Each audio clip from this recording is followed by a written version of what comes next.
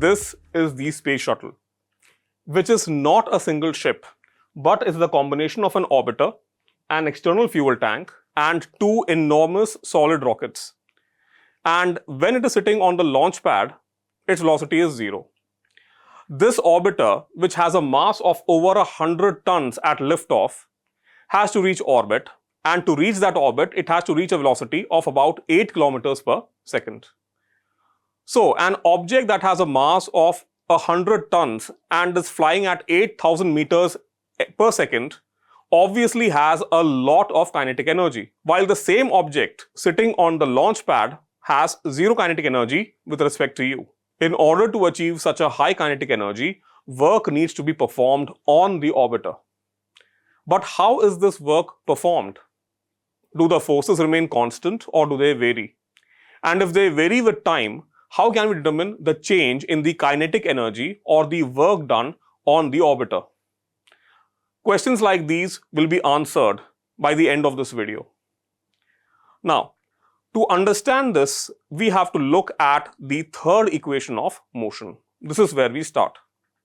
Here, v and u are the final and initial velocities of the body, while a is the acceleration and s is the distance travelled or the displacement travelled in that change in velocity.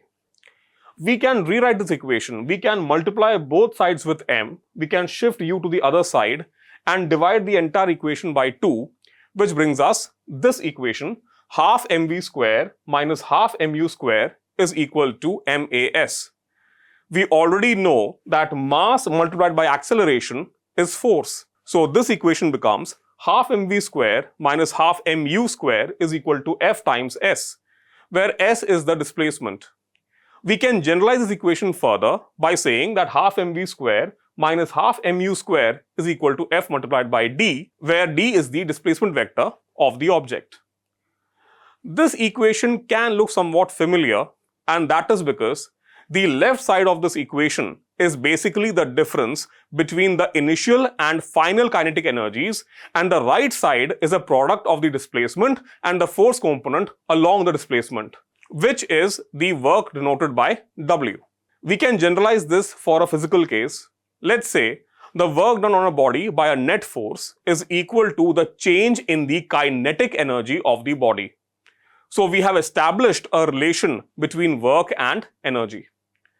To understand work better, let's consider an object of mass m that is undergoing a displacement d under the influence of a constant force F at an angle theta from the x-axis. Let the displacement be in the positive x direction.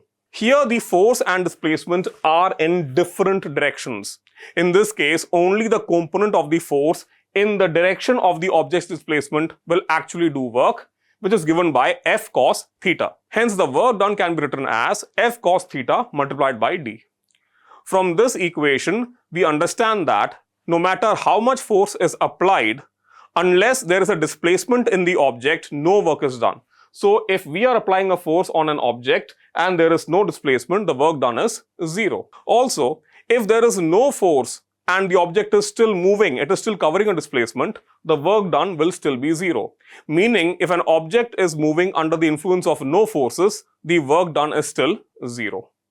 Also, if the direction of the force and the direction of the displacement are perpendicular to each other, that means theta is equal to 90 degrees, so cos theta is 0, and still the work done will be 0. Now let us understand the concept of positive work and negative work. If the angle of the applied force with the plane of movement is between 0 to 90 degrees, the work done will be positive. On the other hand, if the angle between the displacement and the force is between 90 and 180 degrees, the force done will be negative. Now, we saw in the case of the space shuttle that the work done on it was positive as the object was moving in the same direction as the force applied. The standard unit of work, as we have learned already, is joule, and the dimensions of work are equal to m multiplied by the square of L multiplied by t to the power negative 2. Now, we have already considered a case where the work done is positive in the real world with the space shuttle. Here is a more familiar example where the work done is negative. Now, we have already seen when work done is positive. what would be a simple day-to-day case of negative work being done on an object? Consider this fielder catching a ball. In order to stop this ball, the fielder is having to apply a force in the opposite direction to the ball's motion. So the fielder is applying a force in the opposite direction of the ball's travel, which is coming down.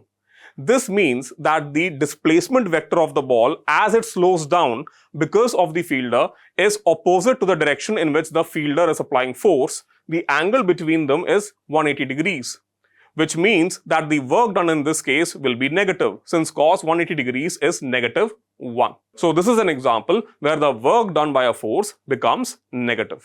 Let's summarize what we have learned so far.